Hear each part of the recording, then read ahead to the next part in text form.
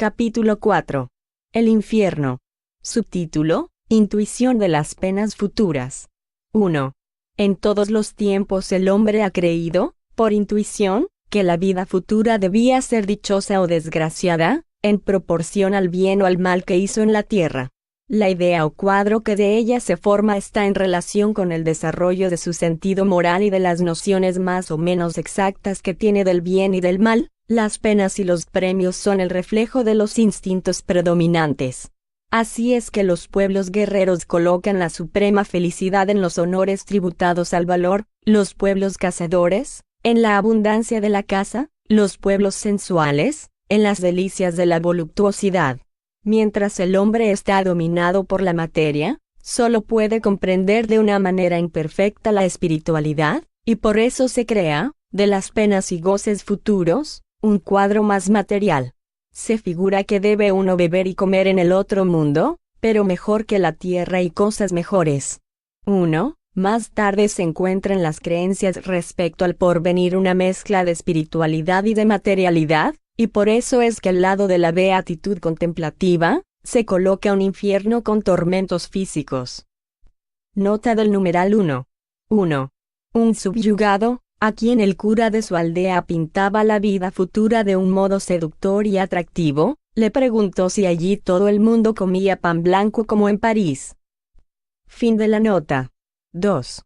Al no poder comprender más que lo que vio, el hombre primitivo calcó naturalmente su porvenir en el presente.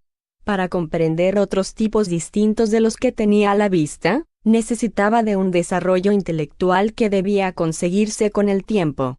Por tanto, el cuadro que se imagina de los castigos de la vida futura no es más que el reflejo de los males de la humanidad, pero en mayor extensión. Reúne en él todos los tormentos, todos los suplicios, todas las aflicciones que sufren en la tierra. De este modo, en los climas abrasadores, imaginó un infierno de fuego, y en las regiones boreales, un infierno de hielo. No habiendo desarrollado todavía el sentido que debía hacerle comprender el mundo espiritual, solo podía concebir penas materiales. He aquí la razón por la que, con algunas diferencias en la forma, el infierno de todas las religiones se asemeja. Subtítulo: El infierno cristiano imitado del infierno pagano. 3. El infierno de los paganos, descrito y dramatizado por los poetas, ha sido el modelo más grandioso en su género. Se ha perpetuado en el de los cristianos, el cual también tuvo sus cantores poéticos. Comparándolos se encuentra en ellos, salvo los nombres y algunas variaciones en los detalles, numerosas analogías. En uno y en otro el fuego material es la base de los tormentos, porque simboliza los más crueles padecimientos. Pero, cosa extraña, los cristianos, en muchos puntos, han sobrepujado al infierno de los paganos. Si estos últimos tenían en el suyo el tonel de las Danaides, la rueda de Ixán, la roca de Sísifo, eran suplicios individuales, pero el infierno cristiano tiene, para todos, sus calderas hirviendo, cuyas coberturas levantan los ángeles para ver las contorsiones de los condenados. 2. Y Dios oye sin piedad los gemidos de estos durante la eternidad. Jamás dijeron los paganos que los moradores de los campos elíseos recreasen su vista con los suplicios del Tártaro. 3. Notas del numeral 3. 2. Sermón predicado en Montpellier en 1860. 3. Los bienaventurados, sin salir del lugar que ocupaban, saldrán de cierto modo, en virtud de su don de inteligencia y de clarividencia, a fin de contemplar los tormentos de los condenados. Y viéndoles, no solo no sentirán ningún dolor, sino que les enajenará la alegría, y darán gracias a Dios de su propia dicha asistiendo a la inefable calamidad de los impíos. Santo Tomás de Aquino. Fin de las notas. 4. Como los paganos, los cristianos tienen su rey de los infiernos, que es Satanás, con la diferencia que Plutón se limitaba a gobernar el sombrío imperio que le cupo en suerte, pero no era malo, guardaba allí detenidos a los que habían obrado mal, porque era su misión, pero no se ocupaba en inducir a los hombres al mal para darse el placer de hacerles sufrir, mientras que Satanás busca en todas partes víctimas, que se complace en atormentar por sus legiones de demonios armados de garfios para removerlos en el fuego. Se ha llegado incluso a discutir seriamente sobre la naturaleza de este fuego que quema sin cesar a los condenados, sin consumirles jamás. Se ha dicho si era o no un fuego de alquitrán. 4. El infierno cristiano no es, pues, inferior en nada al infierno paganos. Nota del numeral 4. 4. Sermón predicado en París en 1861. Fin de la nota. 5. Las mismas consideraciones que movieron a los antiguos a localizar la mansión de la felicidad, hicieron circunscribir también el lugar de los suplicios. Habiendo los hombres colocado la primera en las regiones superiores, era natural colocar la segunda en las regiones inferiores, es decir, en el centro de la tierra, cuya entrada creían eran algunas cuevas sombrías y de aspecto terrible. También allí los cristianos colocaron, durante largo tiempo, el lugar de los réprobos. Notemos todavía sobre este asunto otra analogía. El infierno de los paganos contenía, en un lado, los campos elíseos, y en el otro, el Tártaro. El Olimpo, mansión de los dioses y de los hombres divinizados, estaba en las regiones superiores. Según el Evangelio, Jesús descendió a los infiernos, es decir, a los lugares bajos, para sacar de allí a las almas justas que esperaban su venida.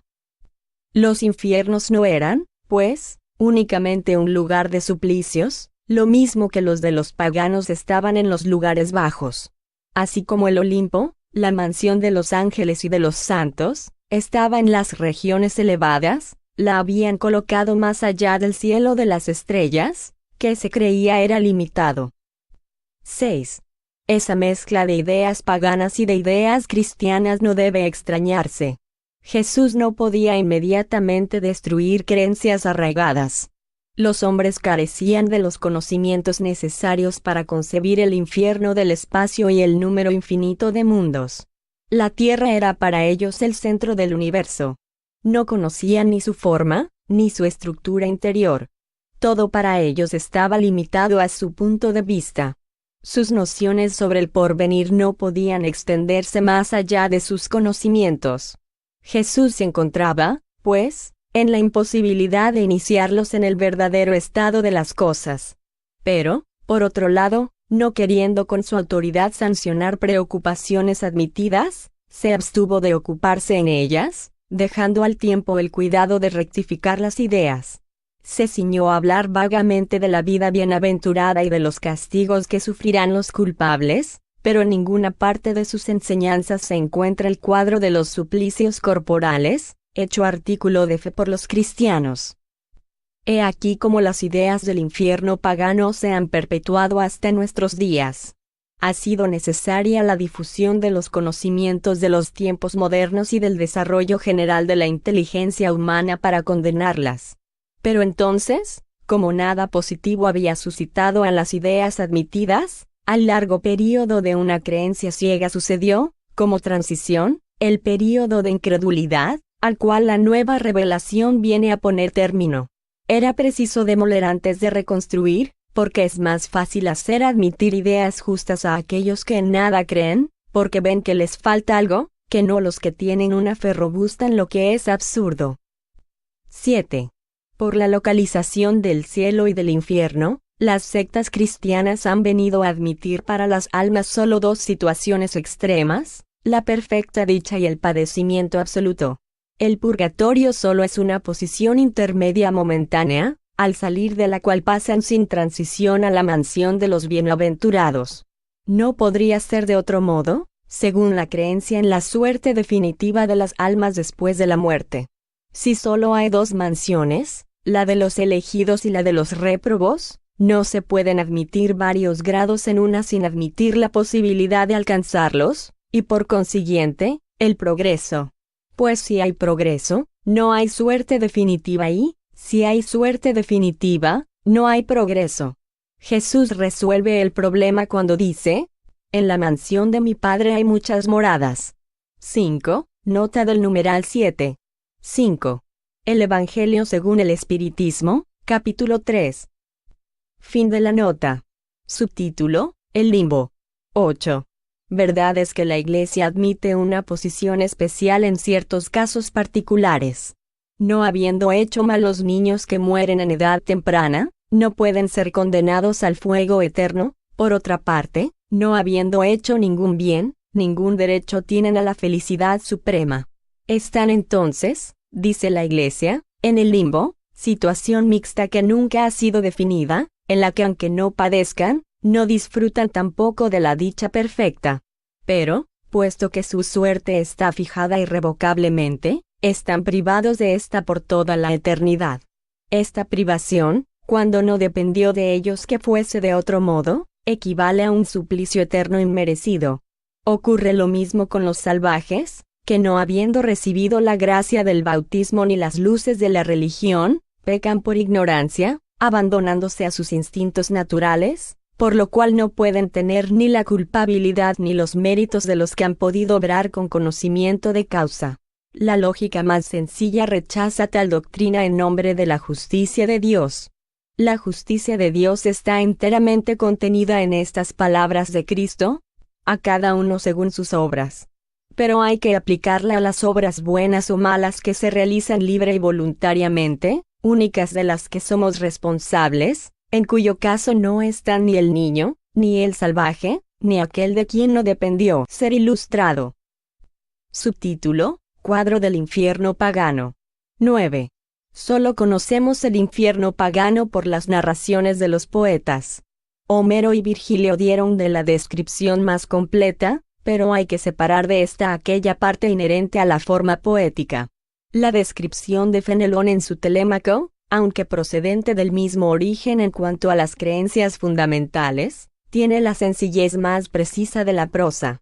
Aun cuando describe el aspecto lúgubre de los lugares, se esmera sobre todo en hacer sobresalir los géneros de padecimientos que sufren los culpables, y si se extiende mucho sobre la suerte de los malos reyes, esto se debe a la instrucción que quiere dar a su real discípulo.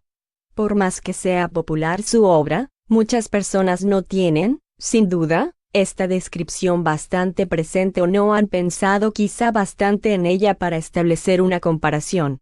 Y esta es la razón por la que creemos útil reproducir sus pasajes que tengan una relación más directa con el asunto que nos ocupa, es decir, que más especialmente conciernan a la penalidad individual. 10. Al entrar Telémaco oye los gemidos de una sombra inconsolable. ¿Qué desgracia es la vuestra?, le dijo, ¿y quién fuisteis en la tierra? Fui Nabofarzán, rey de la soberbia Babilonia. Todos los pueblos de Oriente temblaron solo al oír mi nombre. Me hacía adorar por los babilonios en un templo de mármol en el que me hallaba representado por una estatua de oro, ante la cual ardían día y noche los preciosos perfumes de la Etiopía. Jamás persona alguna se atrevió a contradecirme, sin que inmediatamente fuera castigada, y cada día se inventaban nuevos placeres para hacerme más deliciosa la vida. Aún era joven y robusto. ¡Ah! Cuántas prosperidades me quedaban aún por gozar en el trono. Pero una mujer a quien amaba y que no me amó, me hizo comprender perfectamente que no era un dios. Me envenenó y en la actualidad nada soy. Mis cenizas fueron ayer depositadas con pompa en una urna de oro. No faltó quien llorara y se arrancara los cabellos. No faltó quien aparentara quererse arrojar a las llamas de mi hoguera para morir conmigo, ni falta quien vaya a llorar al pie de la soberbia tumba donde se colocaron mis cenizas. Pero nadie me echa de menos. Mi memoria es horrible incluso para los de mi familia, y aquí me hacen ya experimentar horrorosos sufrimientos. Telémaco, conmovido por este espectáculo, le dijo: ¿fuisteis verdaderamente feliz durante vuestro reinado? ¿Sentisteis esa dulce paz sin la cual el corazón se halla siempre oprimido y triste en medio de las delicias? No, contestó el babilonio. Hasta ignoro lo que queréis decir. Los sabios ponderan esa paz como el único bien. En cuanto a mí, jamás la conocí. Mi corazón estaba sin cesar agitado por nuevos deseos, temores y esperanzas. Procuraba embriagarme con el desbordamiento de mis pasiones, y tenía un empeño especial en mantener esa embriaguez a fin de que fuese continua, puesto que el menor intervalo mi razón serena me hubiera sido harto amargo. Esta es la paz que he gozado. Otra cualquiera que no sea esta me parece una fábula y un sueño. Estos son los únicos bienes que echo de menos. Durante la narración de su vida, el babilonio lloraba como un hombre débil, enervado por las prosperidades y que no está acostumbrado a soportar con firmeza una desgracia. Tenía junto a él algunos esclavos a quienes habían hecho morir para honrar sus funerales. Mercurio los había entregado a Caronte junto con su rey, dándoles un poder absoluto sobre él, a quien habían servido en la tierra. Las sombras de los esclavos ya no temían a la de Nabofarzán. Antes bien, la tenían encadenada y la atormentaban cruelmente. Uno le decía, ¿acaso no éramos hombres como tú? ¿Cómo puedes ser tan necio de creerte un dios sin acordarte que eres de la raza humana como los demás hombres? El otro le decía para insultarle, tenías razón en no querer que te creyesen un hombre, porque eres un monstruo sin humanidad. Un tercero añadía, vamos, ¿qué se ha hecho de tus aduladores? Desgraciado, nada tienes ya que dar. Ningún mal puedes hacer. Eres aquí esclavo de tus mismos esclavos. Los dioses son lentos en hacer justicia, pero al final, la hacen. Al oír palabras tan duras, Nabofarzán se revolcaba por el suelo arrancándose los cabellos en un acceso de rabia y de desesperación. Y Caronte decía a los esclavos, tiradle de la cadena. Levantadle a pesar suyo para que ni incluso tenga el consuelo de ocultar su vergüenza. Es necesario que todas las sombras que gimen en la estigia la presencien, para justificar así a los dioses que tan largo tiempo consistieron en que ese impío reinase en la tierra. Telémaco vio luego, muy de cerca de él, el negro tártaro, del que se desprendía un humo negro y espeso, cuyo hedor pestilencial produciría la muerte, si se esparciera por la morada de los vivos. Ese humo cubría un río de fuego y torbellinos de llamas, cuyo ruido, semejante al de los torrentes más impetuosos cuando se precipitan desde las elevadas rocas hasta los hondos valles, impedía que pudiese oírse nada distintamente en aquellos tristes sitios. Telémaco, secretamente armado por Minerva, penetró sin temor en el abismo. Enseguida vio muchos hombres que habían vivido en las posiciones sociales más bajas, y que eran castigados por haberse procurado riquezas con fraudes, traiciones y crueldades. Notó allí a muchos impíos hipócritas, que, aparentando amar la religión, se sirvieron de ella como de un buen pretexto para satisfacer su ambición y burlarse de los hombres crédulos. Hombres que así habían abusado de la misma virtud, aunque sea este el mayor don de los dioses, eran castigados como los más grandes criminales. Los hijos que habían degollado a sus padres, las esposas que habían manchado sus manos en la sangre de sus esposos, los traidores que habían vendido su patria violando todos los juramentos, sufrían penas menos crueles que semejantes hipócritas. Los 3 jueces del infierno así lo quisieron, y he aquí en lo que se fundaron. Esos hipócritas no se contentan con ser malos como los impíos, sino que quieren pasar por buenos, y lograr con su falsa virtud que los hombres no se atrevan a confiar en la verdadera. Los dioses, de quienes se mofaron y a quienes hicieron despreciables ante los hombres, se complacen en desplegar todo su poderío para vengarse de sus insultos. Cerca de estos aparecían otros hombres a quienes el vulgo apenas cree culpables, pero que la venganza divina persigue sin piedad. Estos son los ingratos, los embusteros, los aduladores que alabaron el vicio, los satíricos maliciosos que trataron de mancillar la virtud más pura, en fin, los que juzgaron las cosas a la ligera sin conocerlas a fondo, perjudicando con esto la reputación de los inocentes. Telémaco, viendo a los 3 jueces que estaban sentados y que sentenciaban a un hombre, se atrevió a preguntarles cuáles eran sus crímenes. Entonces el sentenciado tomó la palabra y exclamó: jamás hice daño alguno. Me complací en hacer el bien. Fui generoso, liberal, justo, compasivo. ¿Qué pueden, pues, echarme en cara? Entonces Mimos le dijo: no se te reprocha nada respecto a los hombres. Pero, ¿Acaso no debías más a los dioses que a los hombres? ¿Dónde está, pues, esa justicia de que tanto te jactas? ¿Tú no faltaste a ninguno de tus deberes hacia los hombres, que nada son? Has sido virtuoso, pero has referido toda tu virtud a ti mismo y no a los dioses que te la dieron, porque querías gozar del fruto de tu propia virtud y encerrarte dentro de ti mismo. Tú has sido tu Dios.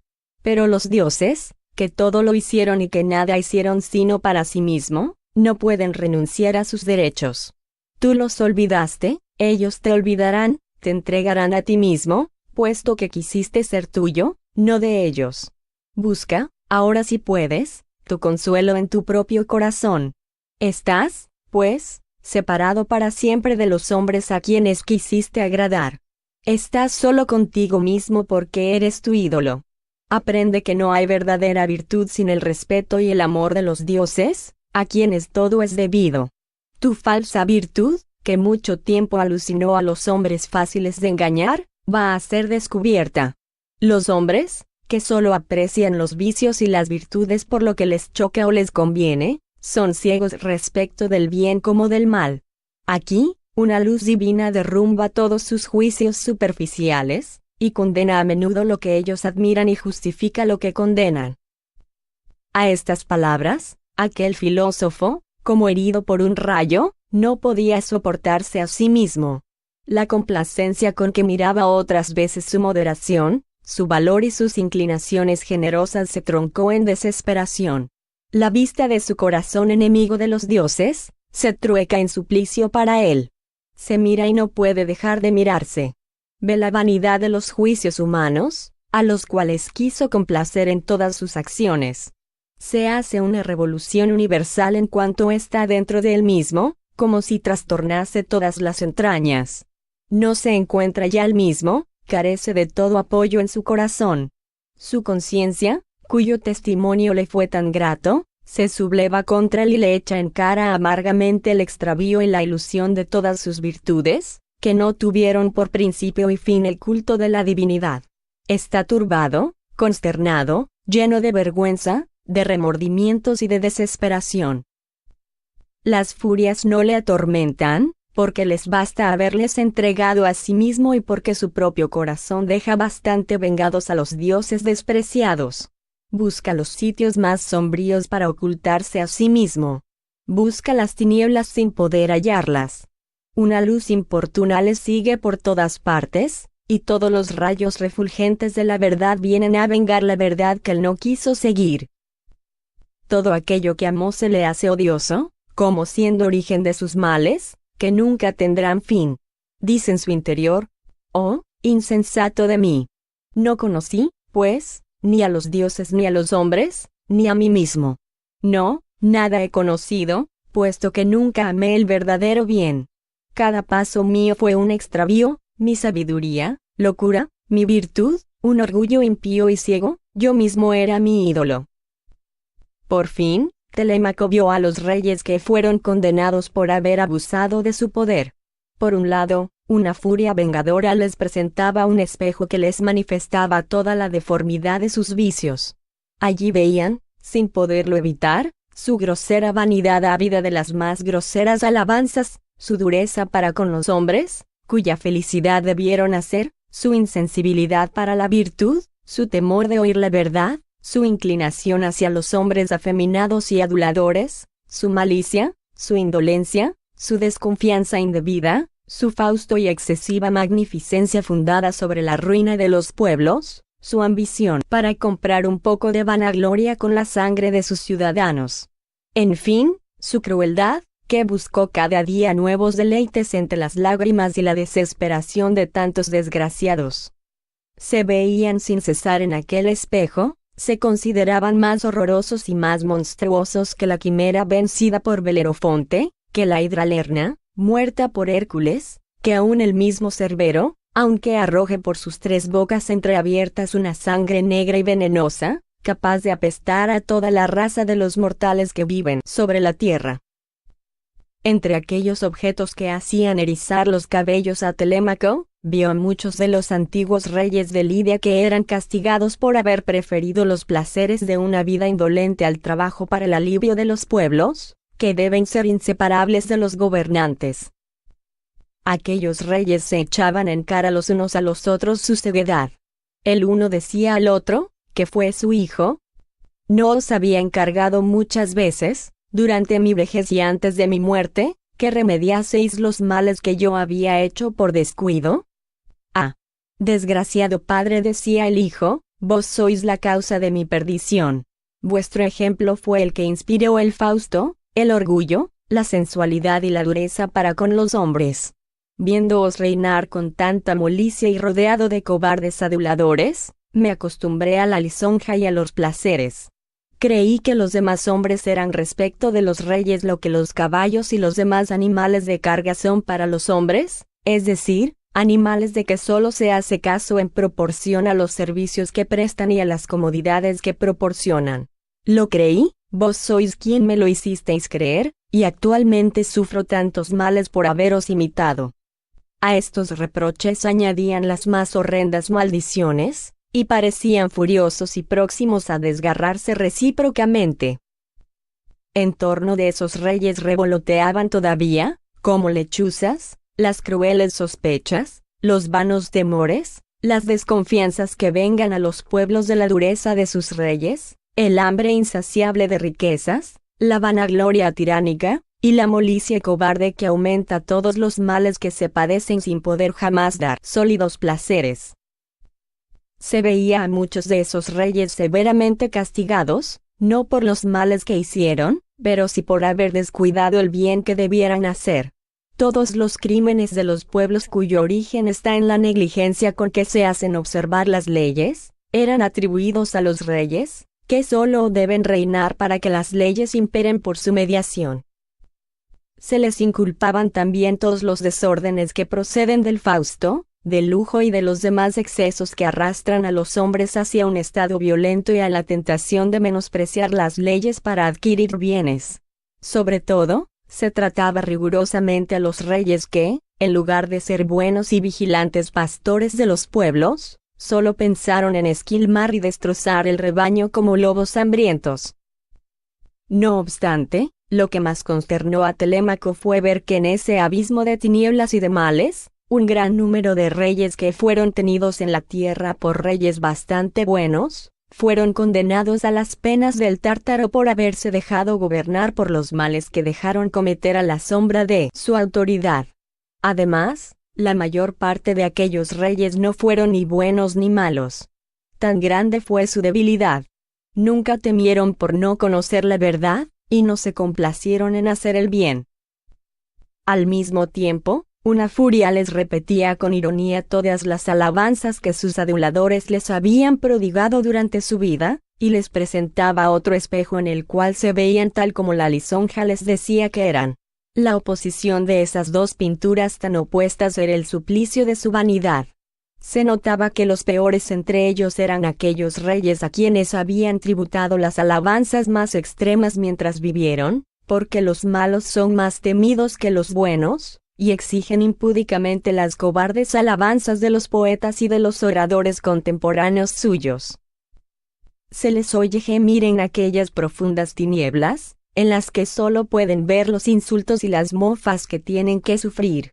Nada ven alrededor suyo que no les rechace y contrarie, que no les confunda, al revés de los que en la tierra les pasaba, que les importaba poco la vida de los hombres y pretendían que todo era hecho para servirles.